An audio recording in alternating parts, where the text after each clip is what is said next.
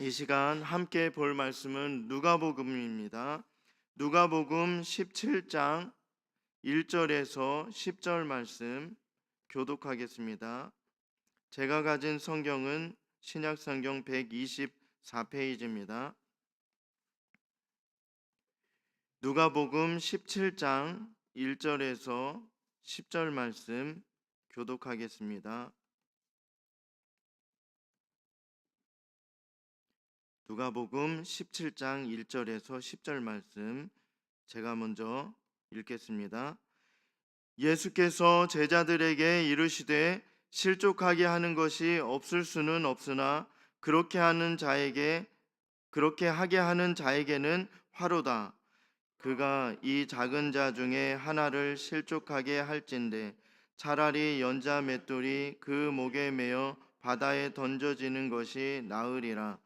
너희는 스스로 조심하라. 만일 내 형제가 죄를 범하거든 경고하고 회개하거든 용서하라. 만일 하루에 7번이라도 내게 죄를 짓고 7번 내게 돌아와 내가 회개하노라 하거든 너는 용서하라 하시더라. 사도들이 주께 여짜오되 우리에게 믿음을 더하소서 하니 주께서 이르시되 너희에게 겨자씨 하나일 만한 믿음이 있었더라면 이 뽕나무더러 뿌리가 뽑혀 바다에 심기어라 하였을 것이요 이것이 너희에게 순종하였으리라. 너희 중 누구에게 밭을 갈거나 양을 치거나 하는 종이 있어 밭에서 돌아오면 그더러 곧 와 앉아서 먹으라 말할 자가 있느냐? 도리어 그더러 내 먹을 것을 준비하고 띠를 띠고 내가 먹고 마시는 동안에 수종 들고 너는 그 후에 먹고 마시라 하지 않겠느냐? 명한 대로 하였다고 종에게 감사하겠느냐? 함께 읽겠습니다. 이와 같이 너희도 명령받은 것을 다 행한 후에 이르기를 우리는 무익한 종이라 우리가 하여야 할 일을 한 것뿐이라 할지니라. 아멘.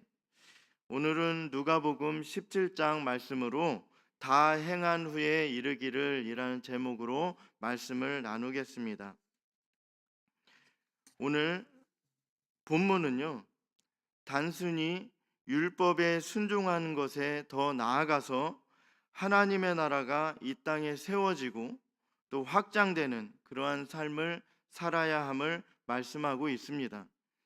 제자들이라는 말의 작은 범위로는 12제자를 볼 수 있지만 큰 의미로 보면 예수님을 믿고 따르는 자, 즉 우리들도 포함이 된다라는 것입니다. 먼저 1절과 2절을 보면요, 믿는 자의 한 사람으로서 우리는 무엇을 해야 되는가 이것을 알 수 있는데요. 1절을 보면 이렇습니다. 예수께서 제자들에게 이르시되 실족하게 하는 것이 없을 수는 없으나 그렇게 하게 하는 자에게는 화로다. 실족하게 하다는 것의 의미를 보면요, 고의로 다른 사람들을 죄짓게 하고 신앙생활을 어렵게 하는 그러한 신앙생활을 방해하는 사람들을 보면 실족하게 하는 그러한 사람이다, 이렇게 우리는 말을 합니다. 실족하게 하는 것은요, 걸림돌 또 함정 덫이라는 의미도 있습니다. 하나님을 믿는 자들도 죄를 짓는데요, 그렇기 때문에 우리는 욕과 같이 아침에 일어나면 간밤에 또 죄 지은 것이 없는가, 또 저녁에 하루 생활을 되돌아보면서 또한 하나님께 우리가 말씀에 순종치 못하고 그렇게 산 것은 없는가 하나님께 회개 기도를 합니다. 이렇게 하나님을 믿는다 하는 사람들도 죄를 우리가 짓는 것을 피할 수 없는데요, 끊임없이 세상으로부터 죄의 유혹을 받고 또 속에서는 죄를 짓고자 하는 그 본성이 계속해서 끊임없이 치솟아 올라와서 우리를 죄를 짓도록 그 죄 짓는 곳으로 가게끔 만듭니다. 자신도 죄를 지을 뿐만 아니라 다른 사람들도 죄 짓는 대로 가도록 그렇게 만들기도 합니다. 오늘 말씀에서와 같이 소외된 자들과 신앙생활이 어려운 연약한 자들을 실족하게 해서 죄에 빠지게 하는 일을 하지 말아야 되는데요. 이러한 자들에게는 화가 임한다, 이렇게 말씀하고 있습니다. 2절은요. 그가 이 작은 자 중에 하나를 실족하게 할진대 차라리 연자맷돌이 그 목에 매어 바다에 던져지는 것이 나으리라, 이렇게 말씀합니다. 연자맷돌은요, 지름이 약 1.5m이고 무게는 1톤 이상이나 됩니다. 물속으로 이것을 메고 들어가는 것은 곧 죽음과 또 같다라는 것입니다. 1톤이나 되는 그러한 그 1톤 이상이나 되는 그것을 메고 바닷속으로 빠진다면 살 수가 없을 것입니다. 연자맷돌을 메고 바다에 빠지는 것은 당시에 보면 그리스나 로마에서 행하는 사형법 중에 하나였습니다. 비록 하나님을 믿는 자들이라 할지라도 이 땅에 살면서 죄 짓는 일을 피할 수 있는 길은 없습니다. 그러나 죄에 빠져 살지 않도록 최선을 다해서 살아가야 될 줄로 믿습니다. 죄를 지을 수 없으니 그냥 고의로 짓고 그냥 아무렇게나 살아도 되겠지, 이런 것이 아니라 죄를 피할 수 있도록 최선을 다해서 그렇게 살아가는 것, 말씀에 순종하기 위해서 온 힘을 다해서 살아가는 것, 그러한 것이 필요합니다. 예수님께서는 3절에 이렇게 말씀합니다.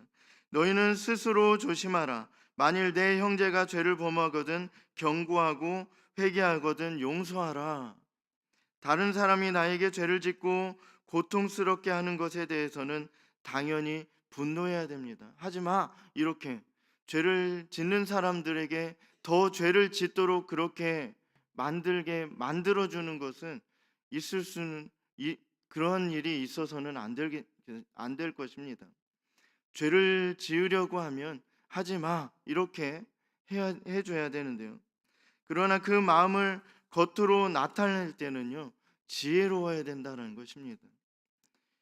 죄를 짓는 자를 꾸짖고 충고함으로 그가 깨닫고 돌아올 수 있게끔 만들어야 되는데, 여기에는 회개해야 하는 것, 그 충고를 들은 사람이 회개해야 되는 데까지 나아가는 것을 전제로 하고 있습니다.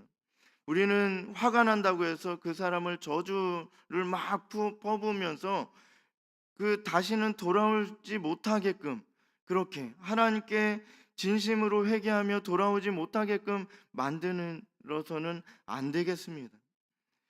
그가 충고를 들은 자가, 경고를 들은 자가 하나님께 무릎 꿇고 진심으로 회개하며 돌아오게 만드는 것, 그것이 우리가 해야 될 일이다라는 것입니다. 죄를 깨닫게 하는데 하나님 앞에 회개할 수 있도록 돕는 것입니다. 서로 죄에 빠지지 않도록 돕고 죄를 뉘우치고 회개하는 자들을 용서하고 받아주는 공동체는 참으로 기쁨이 넘칠 것입니다. 죄를 깨닫지 못하는 자들은 가까이 하지 않는 것이 지혜로운 것이고요. 죄를 경고하지만 뉘우치고 회개하는 자들을 용서하고 공동체 안에서 품는 것이 우리의 할 일입니다. 우리가 1절과 4절, 1절에서 4절 그리고 앞문단과의 연결해서 보면요, 말씀을 통해서 알 수 있는 것은 누가복음 16장 16절에서 우리가 그것을 알 수 있는데요, 율법과 선지자는 요한의 때까지요, 그 후부터는 하나님 나라의 복음이 전파되어 사람마다 그리로 침입하느니라. 이렇게 누가복음 16장 16절에서 보듯이 율법을 지키며 사는 것도 중요하지만 무엇보다도 하나님의 나라가 이 땅에 세워지고 확장되어지는 그러한 삶을 살아가는 것이 중요하다, 이 사실을 우리는 알 수 있습니다.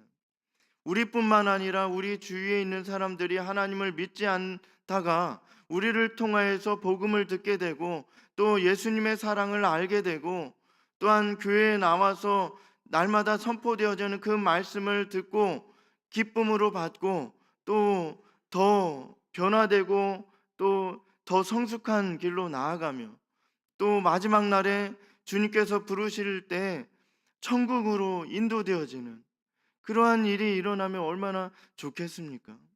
우리 교회뿐만 아니라 교회 주변에 많은 사람들이 하나님께 믿게 되는, 하나님을 믿게 되는, 하나님께로 돌아오게 되는 일이 많아지게 된다면 그 주님의 나라가 우리 교회뿐만 아니라 그 주변으로 확장되어지는 그러한 일들이 더 많아진다면 우리가 얼마나 기쁘겠습니까? 우리도 기쁜데 하나님께서는 얼마나 더 기뻐하시겠는가라는 것입니다. 우리는 이러한 삶을 살아가야 되고요. 5절에 보면요, 예수님의 말씀에 제자들이 하는 얘기가 있는데요, 제자들은 예수님께 우리에게 믿음을 더하소서 이렇게 말합니다.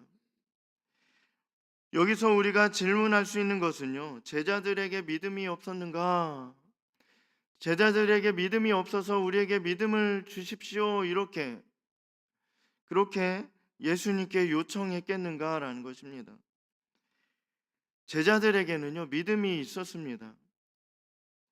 예수님은 이렇게 말하는 제자들의 생각을 고쳐주십니다. 주님께서 믿음이 겨자씨처럼 눈에 보이지 않을 정도로 작다고 해서 이를 이루시지 않겠는가? 제자들의 믿음이 너무나도 작아서 겨자씨보다 더 작아서 믿음이 있긴 있는데 겨자씨보다 더 작은 믿음이어서 예수님께서 내 능력으로는 안 되겠다 이렇게 내 능력으로는 큰 일을 행하지 못하겠다 그렇게 하시겠는가라는 것입니다. 전지전능하신 참 하나님이신 예수님께서 능력이 부족하셔서 우리에게 믿음이 없기 때문에 너네 때문이야. 너희들이 믿음이 없어서 내가 큰 일을 행하지 못한다. 이렇게 말씀하시겠는가라는 것입니다. 그렇지 않습니다.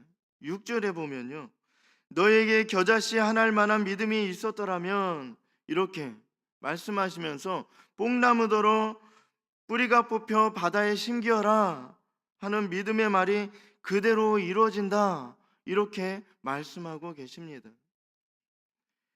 하나님께서 그 믿음을 보시고 능력을 행하시는 것입니다. 믿음에는 능력이 나타나게 되는데요, 하나님께서 믿음이라는 그 도구를 사용하셔서 또한 때로는 하나님의 그 강권하시는 그 능력으로 그냥 우리의 어떤 여부와 상관없이 하나님께서는 큰 일들을 행하십니다.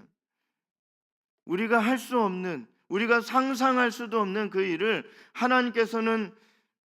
하나님께서 기뻐하시는 일은요, 믿음이라는 그 도구를 사용하시는 거예요. 그러시길 원하신다라는 것입니다. 그러나 믿음이 없다고 해서, 믿음이 너무나도 작다고 해서 하나님께서 능력을 행하시지 않겠는가라는 것을 우리는 생각해 봐야 됩니다. 이 오늘 말씀의 제자들은요, 이것을 놓쳤어요. 마태복음 17장 20절에는요, 이르시되 너희 믿음이 작은 까닭이라 진실로 너희에게 이르노니 만일 너희에게 믿음이 겨자씨 하나일 만큼만 있어도 이 산을 명하여 여기서 저기로 옮겨지라 하면 옮겨질 것이요 또 너희가 못할 것이 없으리라. 또 마가복음 11장 23절에는요, 내가 진실로 너희에게 이르노니 누구든지 이 산더러 들리어 바다에 던져지라 하며 그 말하는 것이 이루어질 줄 믿고 마음에 의심하지 아니하면 그대로 되리라. 이렇게 말씀합니다. 뽕나무 대신 산이라는 단어가 나옵니다. 똑같습니다. 산이 옮겨지든 또한 여기 이 산을 명하여 저기로 옮겨지라 명하든 또 이 산더러 들리어 바다에 던져리라 이렇게 하든 뽕나무를 명하여 그렇게 하든 똑같다라는 것입니다. 그 뜻은 같습니다. 사람의 능력으로 할 수 없는 일이라도 믿음이라는 도구를 통해서 불가능을 가능케 하신다. 하나님께서는 이렇게 역사하십니다.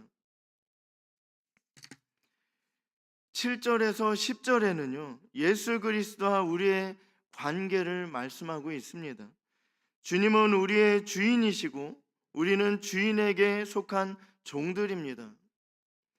종이 주인의 명령에 순종해서 한 일들에는 어떠한 보상도 해줄 필요가 없습니다.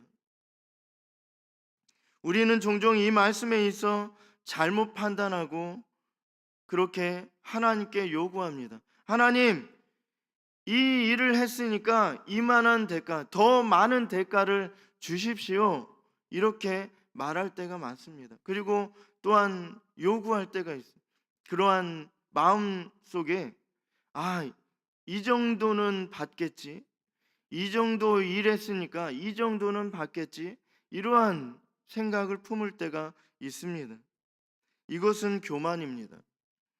종의 자세는 모든 것이 주인의 은혜로 된 것이고 어떠한 대가도 바라지 않고 주님만을 섬기며 순종한다는 사실을 인정하고 그대로 행하는 것입니다. 이것이 종의 자세입니다.